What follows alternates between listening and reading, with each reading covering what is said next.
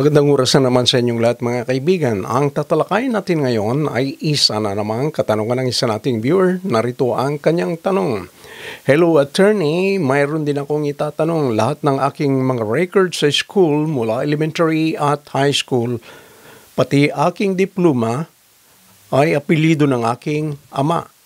Tapos noong kumuha po ako ng aking birth certificate sa PSA, ang nakalagay po ay wala akong middle name at apelido po ng aking nanay ang nasa aking birth certificate.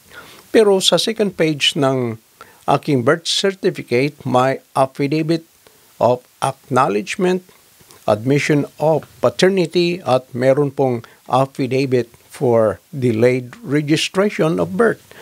Ang aking tanong attorney, ano po ang aking dapat na gawin para madala ko ang apelido ng aking father?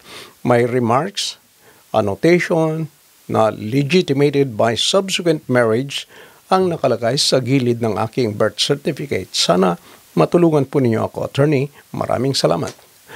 Mga kaibigan, tatalakayin natin ito bilang isang educational and informational purposes lamang.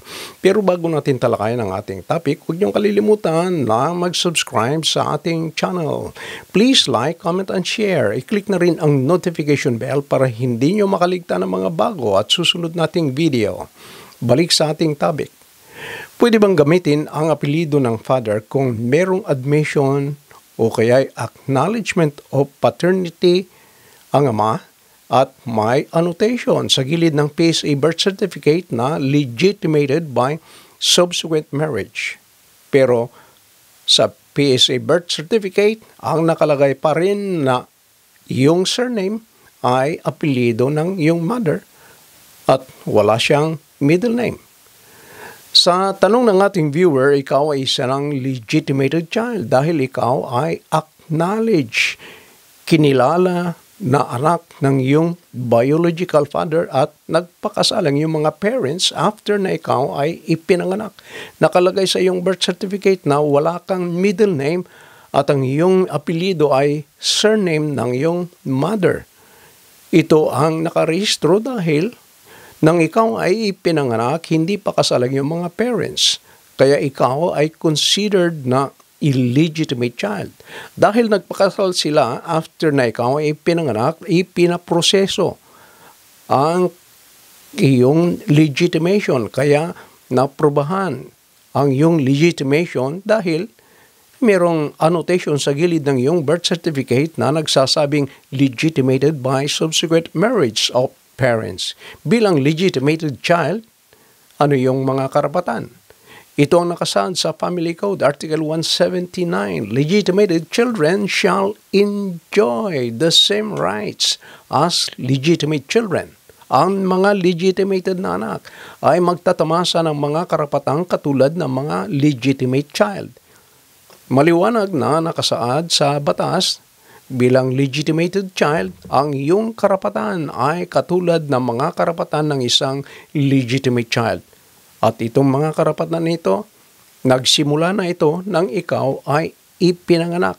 Hindi ito nagsimula nang naprubahan ng iyong petition for legitimation.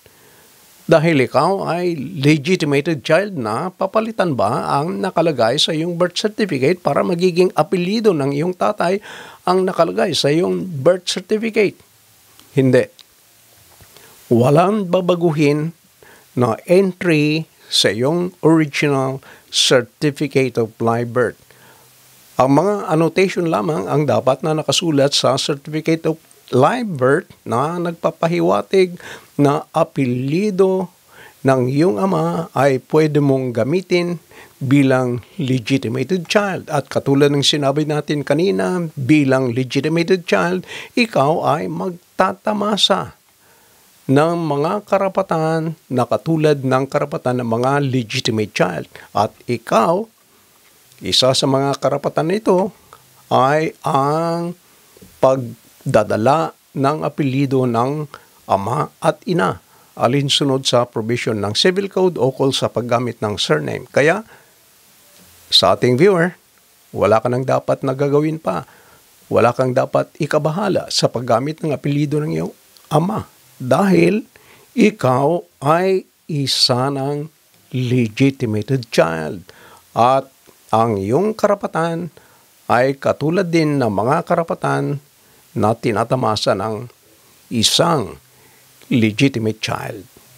Itong karapatan na ito, nagsimula na nang ikaw ay ipinanganak. Mga kaibigan, hanggang dito na lamang ang ating talakayan. Sana meron kayong napulot na kaunting kalaman sa ating discussion. Hanggang sa muli, bye-bye!